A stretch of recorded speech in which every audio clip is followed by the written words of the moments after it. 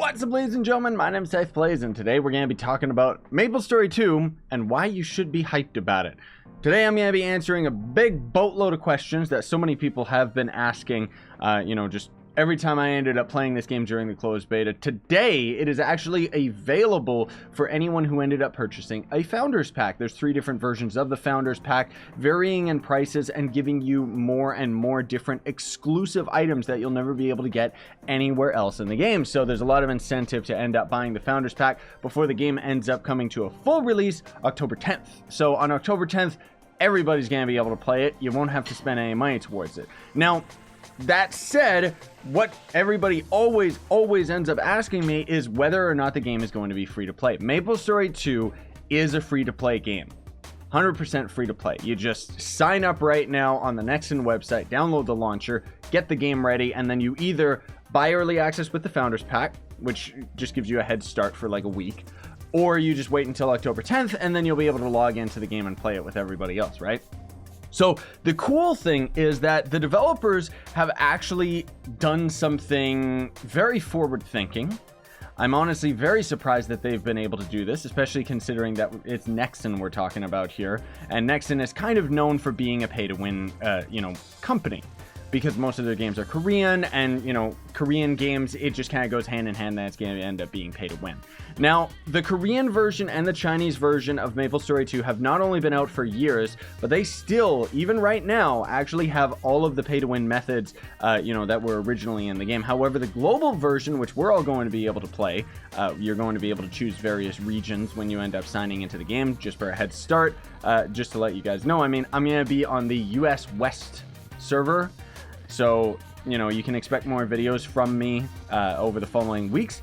I definitely have the head start. But with the global version of the game, the developers have actually, they took and removed all of the pay-to-win items from the game, which is very, very surprising, very forward-thinking, because generally what you're going to be spending your money on in the game is vanity items, as well as conveniency items.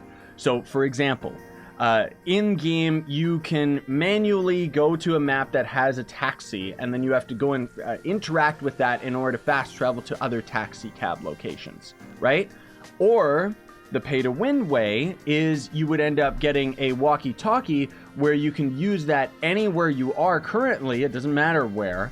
It doesn't matter what's on your map or whatever. And you can use that to fast travel to helicopter locations, which obviously are going to be slightly more convenient than the taxi locations, because the taxis and fast travels are in very specific maps, which, it's not really that big of a difference, but that's kind of the thing that's nice about the game, is that the monetization that they're doing is in the form of conveniency as well as vanity items, rather than, again, the Korean and Chinese version still, even right now, have items that you can end up buying out of the cash shop to essentially upgrade your gear and make it stronger. We're not going to have that in the global version. They've gotten rid of that, and they've been doing a really good job getting rid of other pay-to-win aspects. One of the other things was that normally it would actually cost you merit, which is the cash shop currency, to resurrect yourself right where you are without having to have somebody else end up resurrecting you. They've removed that system completely, so it's not as cheaty. And then they also are going to be adding something very, very cool. All you free-to-play players are going to be very excited about this, where you're going to actually be able to sell in-game items. So this is, let's just say, for example, you're at the end game. You grind a crazy sword, but you don't use it because you're a priest. You can actually sell that on the black market to other players for the cash shop currency. So in that regard, you could technically say that the game is pay to win, because obviously if someone's throwing money at the game, they're going to be able to buy all of the best gear in the game, but it's off of other players, meaning that somebody had to grind it, and then those players are going to end up seeing the benefits of actually grinding, right? Now, the thing is that the cash shop currency that you end up getting for selling in-game items is going to be red merit. So there's red merit and then there's blue merit. The difference is, as far as I know, right now as I'm recording this video, the servers are still offline, so I wanted to kind of get this out to you guys, because I gotta kill time before the game ends up releasing for me. But as far as I've heard, red merit is going to be limited in some of the items that you can actually buy out of the cash shop. I don't know whether or not it was the actual deluxe shop that is you're not available to buy anything from, or if it was the player market. It's one or the other. Some of the vanity items you're not going to be able to buy with the red merit. One thing that I can confirm and know for certainty is that I don't know if it's every month, maybe every few months, MapleStory 2 is going to end up having different events going on. But then on top of that, they're going to end up having loot boxes in the cash shop for an allotted amount of time. Those you aren't going to be able to buy with red merit. You're only going to be able to buy that with the cash shop currency. The boxes themselves, guys, they actually sound really, really cool, because we're not talking a generic loot crate, you know, even though I use the term. We're not talking about a box that you buy and you have a chance of actually getting, you know, a very, very chance of getting something super duper awesome out of it. No, in fact, they've actually got what I think is a really good system, where the box itself is going to have 100 different vanity items. Nothing pay to win, nothing that's game breaking or anything. 100 different vanity items, and each of those individual items are going to have a 1% chance of dropping, meaning that it's just even board, you know, even across the board of what items you're going to end up getting out of it. Now, I'm still really, really hoping that even with that, there's still going to be, you know, certain vanity items that are going to be a lot cooler. You know, I hope that it's not just a generic, like, a jean jacket, jeans, and a sweater, and, you know, all of this stuff, because that's one of the things that MapleStory 2 definitely has, is it has a lot of very generic clothing. But of course, you know, there's the custom clothing, which is really cool. And then on top of it, it seems like a lot of the vanity items are only going to go so far. So one of the things that I think is really cool is that although you can end up having a different skin, like a different weapon skin, a different armor skin and stuff like that over your character, you're still incentivized to grind the end game, because a lot of the end game gear you actually can't buy a skin for. Now, I don't know exactly how it's going to be implemented, but I have actually read up on, I forget if it was the patch notes or one of the blogs or something like that, but apparently they are going to have a form of transmogrification. That's what Diablo calls it. And what that is going to be is where you're going to essentially destroy a piece of gear so that you can get the skin unlocked, so that you can actually have your character look like you're wearing this gear, even though you're not actually getting the benefits of the armor or anything like that. So that could end up being really cool as well. Now, when I talk about the differences between the vanity skins and the endgame skins, or just endgame armor, I should say, it's because I've looked online, I've seen some really cool screenshots of some really, really awesome looking armor. Like, when you get to the endgame in MapleStory, you feel like you're at the endgame. You look absolutely spectacular.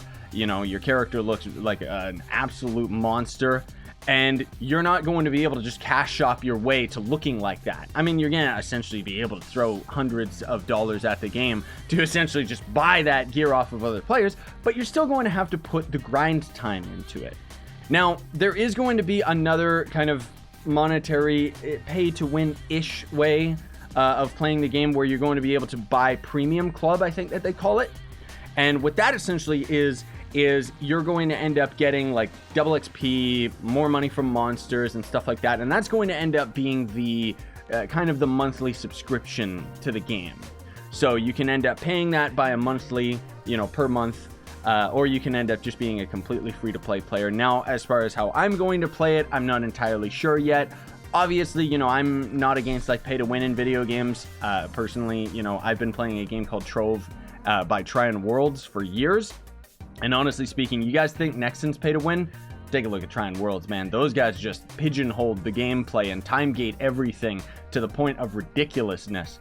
So anyways, just to give you guys a quick heads up of what the plan is. I mean, I have MapleStory on the channel as often as I can, because I've been really, really hyped about this game, and I'll talk more about that in the Let's Play series. I'm going to be playing on the US West Coast. My username should just be ScythePlays. And although originally I was actually planning on being a berserker, this is for anybody that was actually keeping up with the channel and keeping up when I placed the closed betas and stuff like that, right? I've actually swapped over. I'm probably going to end up playing a RuneBlader, because I think it would make for a lot more exciting content. Now, tomorrow's video on MapleStory 2 is more than likely going to end up being patch notes, just because for the people that ended up coming from the closed beta into you know, the actual game release, or the Headstart version of the game, I should say. I think that it is important to kind of go through this, and not to mention I want to kind of get my chops up for actually doing patch notes in another game other than Trove, right? Because Trove's the only other MMO that I've been playing on the channel for years, and MapleStory 2 is a game that I definitely plan on playing for a very, very long time. I did actually play the Korean version of the game, but it was the Korean version. It was very confusing for me, so I only ended up getting so far. But either way, I'm very, very excited about this, everybody. Like, seriously, it's gonna be so awesome. Not only just being able to play the game, but being able to play the game with all of you guys. Like, seriously. So register an account, get yourselves hyped, get yourselves ready. Either buy yourself the Founders Pack. You can buy it for like $20, $50, or $100. Each of those packs is going to end up having each of the different items that the previous pack had. I've got a separate video that talks about the Founders Packs, so you can look that up on my channel. But otherwise, do not forget to like, sub, hit that notification bell. And if you want to support me, you can always sponsor the YouTube channel by hitting that join button down below. Buy some of the merch, or you can check out a link to Gawkbox in the description, which is a way that you can actually donate to me for absolutely free. Sign on and stay epic, everybody.